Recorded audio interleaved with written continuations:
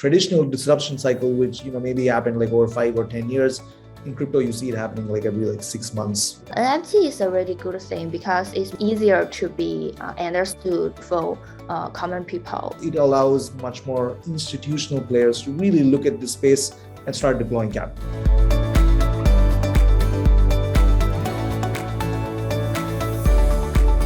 Earlier this week, DODO and WazirX announced their collaboration to enable accessibility to liquidity on the DeFi. Now, DODO is trying to provide an open, transparent, and decentralized finance for users across the world. And this is the building block as the world moves forward towards Web 3.0 and decentralized finances, and as they grow in popularity and adoption. So to talk to us more about this and what it entails for users in India and across the world, we have Diane, the co-founder and chief marketing officer at DODO. Hi, Diane. Thanks for plugging in today.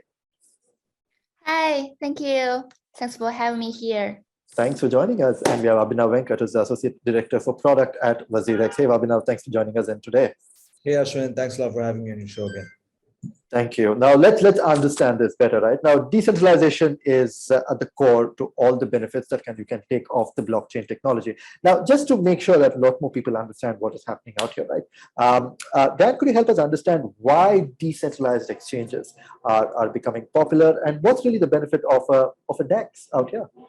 Thank you for the question. So first of all, actually, decentralized exchange, it gives you an equal access to enter and use any kind of features and function on it. So it is an equal access for everyone, actually, because it's built on smart contracts, and the technology of the blockchain is transparent for everyone. Like even you are regulated to use it, to access in the front end, but you can still call function from the smart contract directly. Yeah, so this is for traders and open equal access. And for asset issuers, compared to centralized exchange, it is permissionless to create your assets on DEX, and you can have a good liquidity on it just by simply like click some buttons and let your community know, and they could provide liquidity for assets, right? Yeah, and also for developers, DEX built on smart contracts, it is programmable. So you can always add in some more codings to add more features based on the current DEX. Yeah, so it is composed financial applications on blockchains. Yeah, so this is super powerful to scale. When you say add more features, Abhinav and his product team will get excited, because this is the time for you guys to go really crazy and creative from the product perspective. So let's talk from the product perspective, decentralized exchange and the potential and the possibilities, and what keeps you up, Abhinav, when it comes to DEX? Yes, I think I think Diane made some great points on kind of the main kind of why we need decentralized exchanges, right? So today, let's just take stock. Most users today use centralized exchanges, right? Whether that's, if you're in India, it's WazirX, CoinDCX. Globally, you've got Binance, Coinbase. So of course, these exchanges make it significantly easier for users to onboard, but they do come with significant drawbacks, right?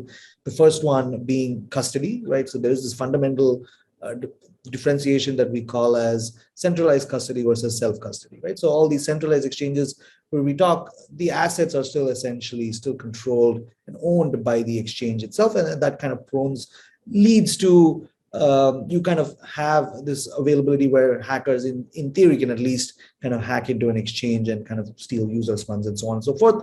You also have the problem, there are several countries in the world that still do not look at cryptocurrency kind of favorably, right? And in all of those countries, centralized exchanges are simply not operational, right? So they're kind of inhibiting that population set to kind of interact with this larger crypto ecosystem. And I think that's where decentralized exchanges come in, right? Decentralized exchanges, by definition, they run on chain, they're fully decentralized. So they're in a way kind of almost unstoppable, right? They're just pieces of software running on the internet, not really governed by, there's no gatekeeper per se. And, as Diane mentioned, that what that allows is that allows anyone to kind of directly interact with that decentralized exchange, right? If I've got X money, I can directly exchange that on the decentralized exchange. And when I do that, I'm actually directly swapping. I'm actually holding my own asset and just kind of exchanging it directly with someone. And there's no actual custodian in between. So I think that's the kind of main factor. And, as she mentioned, she touched upon things like permissionless listing. Today when we talk about a lot of projects, a lot of exchanges, exchanges do have very high requirements for getting projects listed. And, I'm sure, of course, there is a due diligence aspect to that. It's probably a good thing. But, of course, there are so many exchanges or projects that simply do not meet the criteria for whatever reason, right? Either they're not able to be discovered, they are not accepted, they don't fit the mold, they don't have enough money, they don't have enough marketing budget. There's a bunch of reasons for why a project may not be able to get listed on a centralized exchange.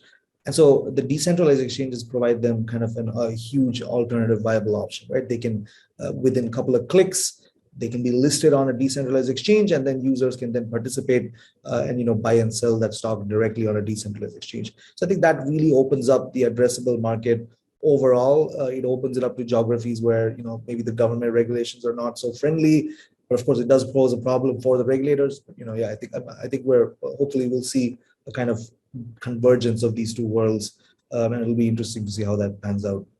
We are inching towards that convergence, but that what you said right now brings us directly to the DODO project. And Dan, if you could just help us understand and give us a little bit more information on what exactly is the DODO project, and take us through what sets it apart from other such projects that are out there in the web.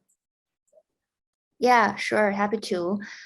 So DODO is a decentralized trading protocol based on proactive market making algorithm.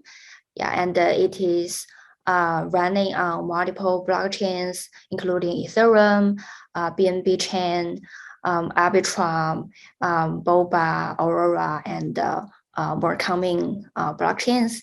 Yeah, and speaking about the PMM, is an innovative pricing model. So compares AMM, you must know AMM, right? The AMM, like most of the DEX are using it. Compares to AMM, PMM is a little bit different because it always concentrated the liquidity near the market price instead of just laying down on any kind of price range. Yeah, so it is a high capital efficient algorithm. So it can always return you a good trading price.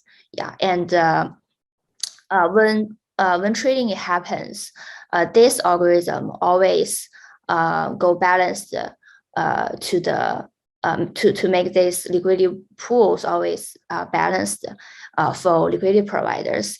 Yeah. So when you are trading on DODO, you can always get the best trading price compared to any other kind of DEX, because we also have aggregators to aggregate liquidity from any other markets on blockchains. Yeah, and so you can trade to have a best trading price on DODO, and you can be a liquidity provider to get a good APR for your money. And for long tail projects, you can also issue your assets to create your liquidity on our crowd pooling platform with zero capital, but you can have instant liquidity for your assets. And for developers, we offers a series tools for you to create liquidity, and also for institutional market makers or any kind of market makers. DODO is right now the one of the two platforms that can allow you to adopt your own advanced market making strategies running on blockchains and make money from it potentially. Yeah. Well, I like that potential indeed. And, we just keep hearing about so many different projects that keep getting spoken about. And Abhinav, I really want to come to you as somebody who leads product development, right? You hear people discussing things, projects on DeFi, projects on the blockchain.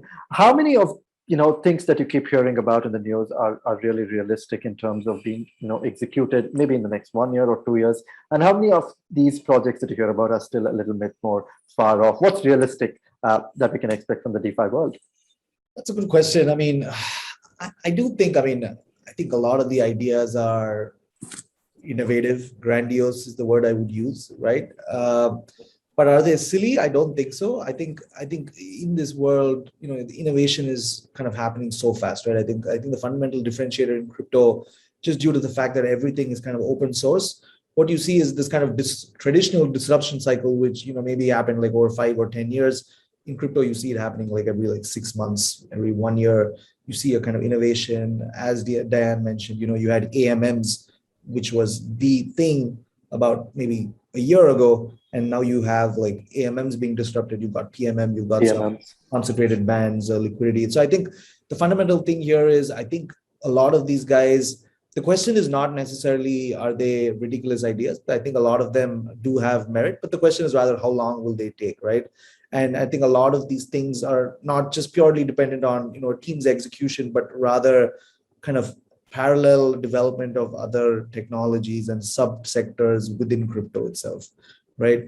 So there are so many pieces and puzzles going on right now. Of course, the main theme in DeFi is kind of lending and borrowing protocols, right? I think, or rather, that was the main theme about a year back. You primarily had a bunch of decentralized spot exchanges where you could simply buy and sell your asset.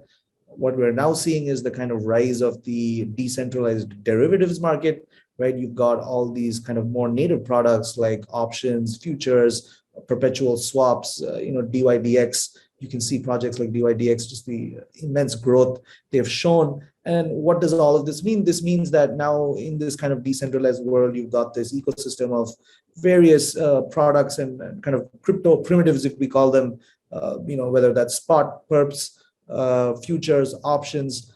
What this allows is it allows much more institutional players to really look at this space and start deploying capital, right? Because ideally, if you're an institutional investor, you probably have a bunch of strategies that you need to operate on to be profitable. And I think now you're seeing the beginning of the creation of that ecosystem, and you're also seeing the entrance of large institutional players, market makers, all of these kind of large institutional stakeholders coming into this decentralized ecosystem.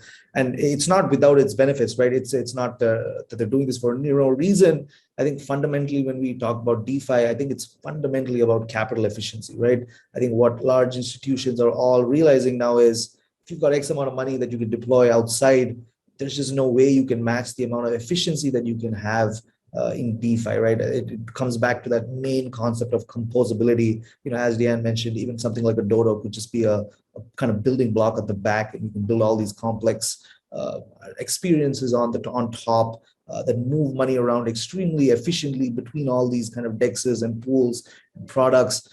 So yeah, I think it's super exciting. I think that single fact that it makes money much more efficient, that alone is a no-brainer. That to me, it signals that the big money, the institutional money is coming for sure, right? I think the markets always move towards efficient capital allocation, utilization, and I think that's what we're seeing. And I think this year, 2022, we're going to see like huge growth in kind of derivatives volumes, which we're already kind of seeing. And I think, yeah, and products like Diane and these companies, DODO, all these kind of DEX products, derivatives, really even products that people might not have even seen in the traditional financial world, right? Things like structured option vaults and all these flash loans and all these really innovative products. So I can't even comment if half of these things make sense in the long run because they're just so innovative. But I think it's just exciting to see developers kind of really pushing the boundaries on what's possible, right? It's amazing to see. Yeah.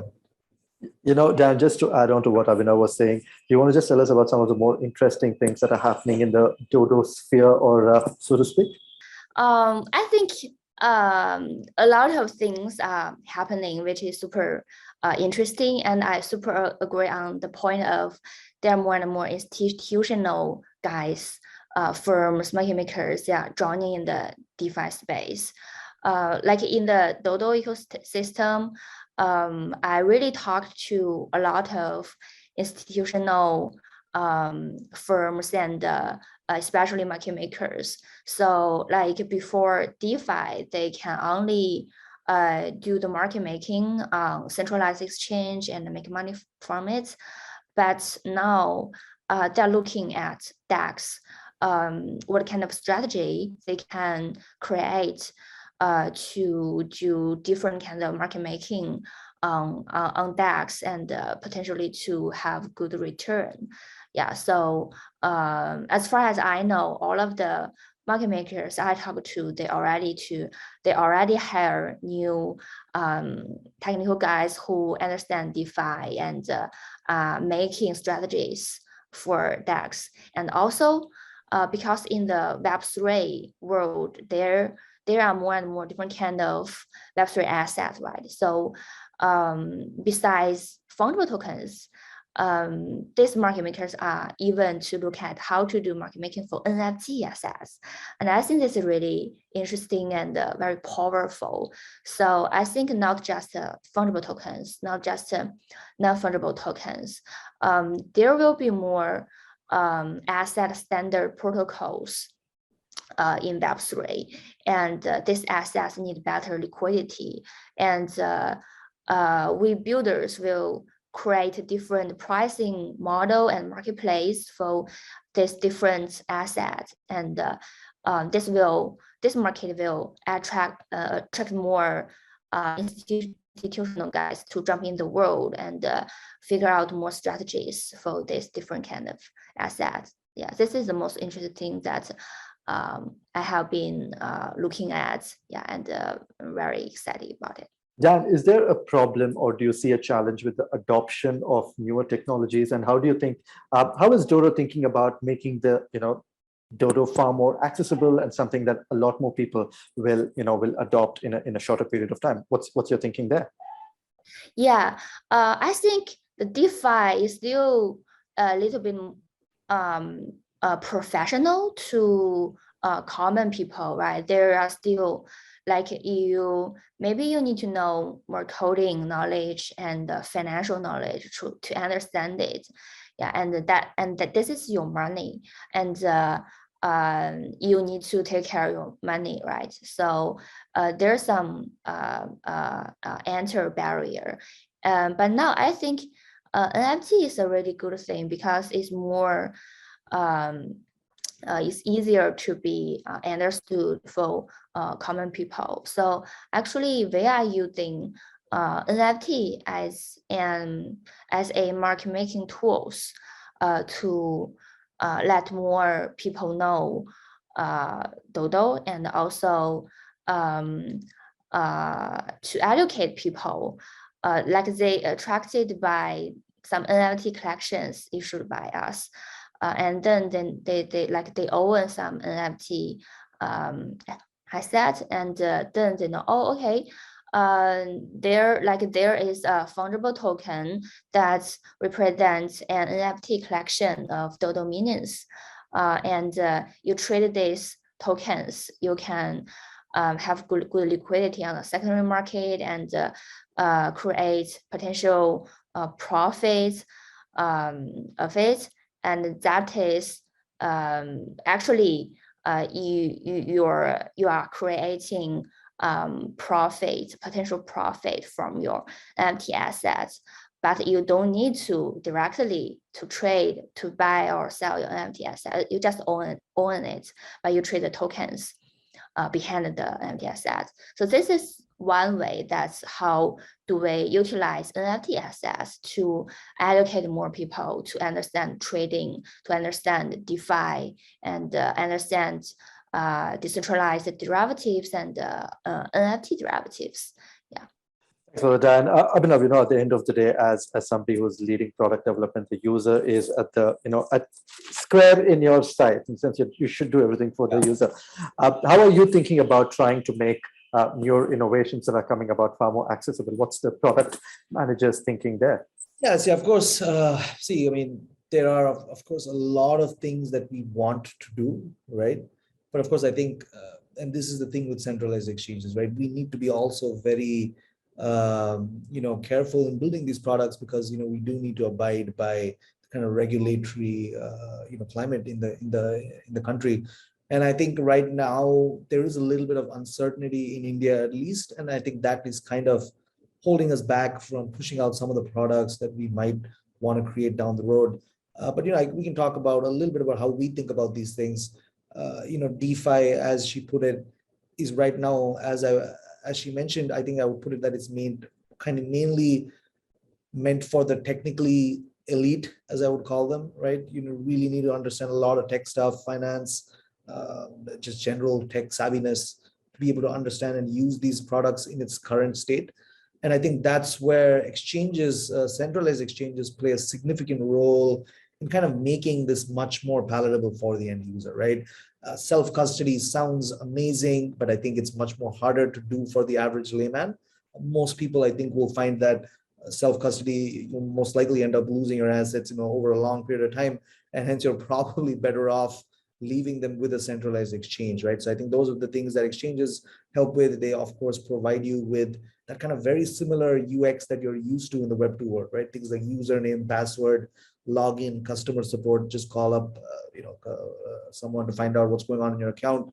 And I think that is how we see it starting off. But then I think the back end, you can then enable connecting to all these DeFi worlds to, kind of present the consumer with a kind of different experience, right? So we look at the main use case in DeFi right now, it's kind of lending, borrowing, and kind of getting a yield for your assets. Obviously, right now, to do that directly, you'd have to jump into DeFi, know a bunch of things, download tools like MetaMask and so on and so forth, which are not easy. How will this all become easy? Exchanges can simply solve all of those issues and kind of use DeFi more in the back end, kind of allow users to then make use of the funds they have on the exchange itself and kind of just manage those pipelines in the back end for us and allow users to still kind of leverage those yields that they're getting from DeFi. And I think this is a much more safer way for a large percentage of retail users. Of course, there will always be some technically savvy folks who prefer going directly, but I think a large, especially in countries like India, I think a large part of them will really touch DeFi through kind of consumer-focused centralized apps.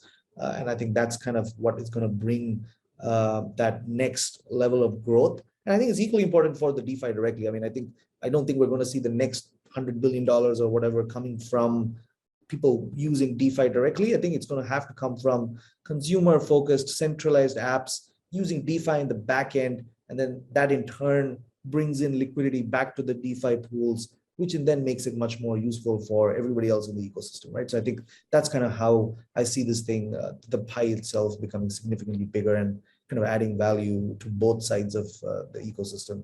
Yeah.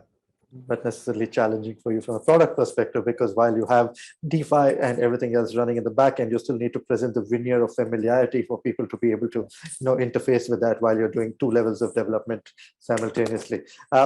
Unenviable and definitely not an easy one. Just to close our discussion today, a little bit of a forward thinking as to what you're anticipating for 2022. Abhinav, coming back to you, from a product perspective, what can we expect in the next few months in this year? That is something that average consumers like me can look, touch, feel, and experience. Yeah, I think the immediate would be yield products. I think today we've seen most people kind of get into crypto, they're comfortable kind of taking that exposure to crypto. But, just like any other asset, nobody wants to see these assets sit idle. It's kind of, I think the next logical solution is people want to start developing yields on their products. I think you're already seeing that more and more exchanges, centralized companies, startups, fintechs, kind of all doing the same thing that I mentioned, using DeFi in the back end and kind of helping users generate active yields on their kind of passive investments that are kind of otherwise sitting just idle on an exchange, right? So I think it's kind of heading towards that path where you make much more utilization of your assets itself on the exchange. So I think that's what we can expect to see in the near term. And of course, again, subject to things like regulation and all that, of course, want to see much more sophisticated products for investors, whether that's futures, derivatives, margin options and so on and so forth on the centralized side. And then, of course, we'd also like to build more and more pipelines to the DeFi side to equally, drive volume to those DeFi products. Of course, touch wood, let's see how the regulation pans out and how quickly we can roll these products out. Well, indeed, touch wood, and I can't wait to see what you have in the pipelines that we will get to experience. And Dan, to close our discussion today, what can we expect from DODO over this year that we should all be looking forward to? Yeah, I think we are keeping to improve the user experience. We guarantee always to get best trading price for traders, and also keep to developing new tools for any other protocols to create high efficient liquidity for their own assets. Yeah, and also we will also do some interesting thing on decentralized financial derivatives, because nowadays this is multi-chains and the lack of liquidity on so many chains, right? So the best thing for you to, like, if you want to open your risk exposure, but without really owning the assets on that chains, that is, you can do some leverage on that assets to long or short this asset, and that is what decentralized derivatives do. Yeah, so we will keep an eye on that, and you can expect some funny thing about that. No, I was just listening to you, and in fact, I was just thinking, how did you come about with the name DODO? Yeah, it's just fun, because we are playing the a Japanese game called Animal Crossing by Nintendo. Yeah, so there is a dodo bird running airplanes to transport different vegetables among different islands. It's just you are running a marketplace to move liquidity from different markets. Yeah, and Dodo, the voice is funny. Yeah, so it's easier to be remembered. So they pick this name. Yeah. It's definitely an interesting name, because that's one of the first things I was thinking about. And yes, Animal Crossing is a great game. For those of you who haven't played it, please play it. I remember playing it 10, 12 years back in my younger days, but nonetheless, it's still a great game. But thank you so much. Thanks, Diane. Thanks, Abhinav. It was a delight to have you both join us here on Business Insider India, and really giving us a perspective on decentralized finance, the potential of decentralized exchanges, what it can unlock, what we can expect, and what I as a consumer can expect in the years to come, and the potential that it holds for product managers and innovators and people to build on the protocols that DODO is putting together. On that note, thank you so much again for joining us, and I look forward to having you both back on Business Insider India soon. Likewise. Thank you, Ashwin. Thank you. Thank you.